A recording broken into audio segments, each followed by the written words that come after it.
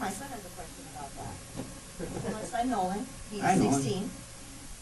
He says, with the hardcore scene growing, how does it feel to know that a lot of the bands were inspired by Megadeth?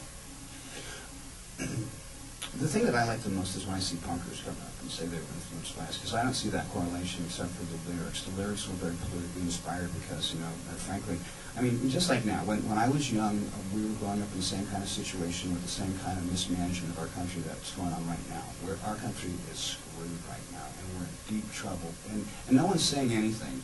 We need to say something. We need to get active, and we need to either find somebody better or impeach him in the meantime, and take our country back.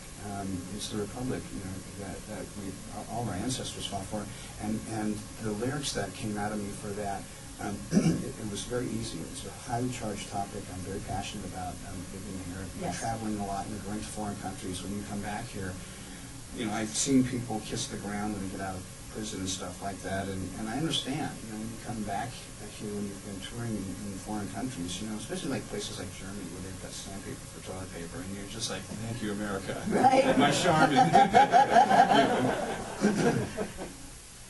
Sacrificial trees, right? I guess. All right, well, let me see if I can do like a couple more listener questions here. Tyler wants to know, how much per day do you practice?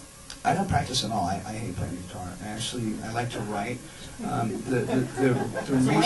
No, here's the thing. When I play guitar, I write, and as soon as I pick it up, I will write something, because I don't sit around with a recorder in my pocket.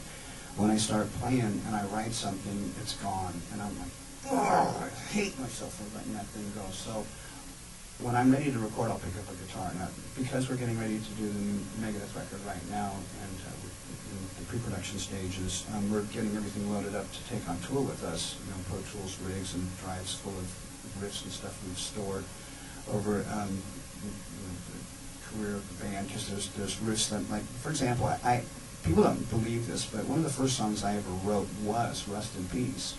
I wrote that when I was in the band before Metallica. Yeah. That, Hangar 18, Jump in the Fire, and Mechanics were all songs that we played in Panic.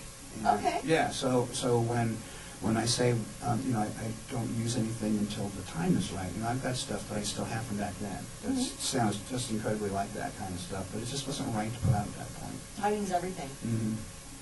So, well, I guess we should probably wrap this up. It's been a while. Anybody want driving lessons? I had something on the tip of my tongue, and of course my ADD kicked in, and I totally spaced out. But this is your tongue. It's not there. Thank you. I shoved Dave Mustaine my tongue, everybody. Oh, I'm getting now. Let me see yours next. Okay, I'm going to go.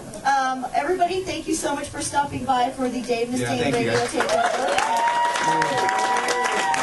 Special thanks to the legend, the great Mr. Dave Mustaine himself. Thank you.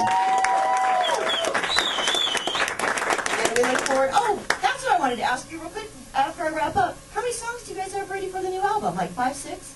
More than that. Okay. I have 8 myself, and the other band members, I told them, I said that, you know, I'm at the point right in my career right now where you guys do what you want to do. You know, you want to write the last 4 songs, go ahead.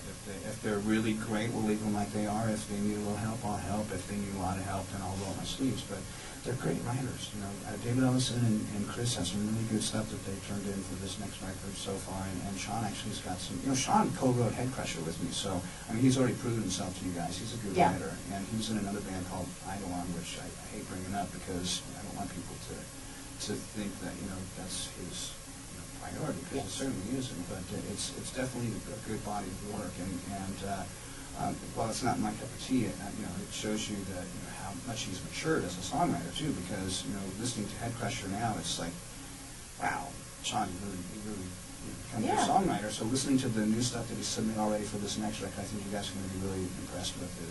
It's totally old school thrash metal kind of stuff with.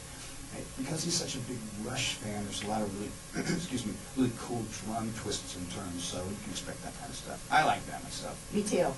That's rad. Okay, thank you, Cali Comfort, for supplying us with lunch. Thank you guys for stopping by. And now that I spit out my last question, thank you again to Mr. Dave Mustaine.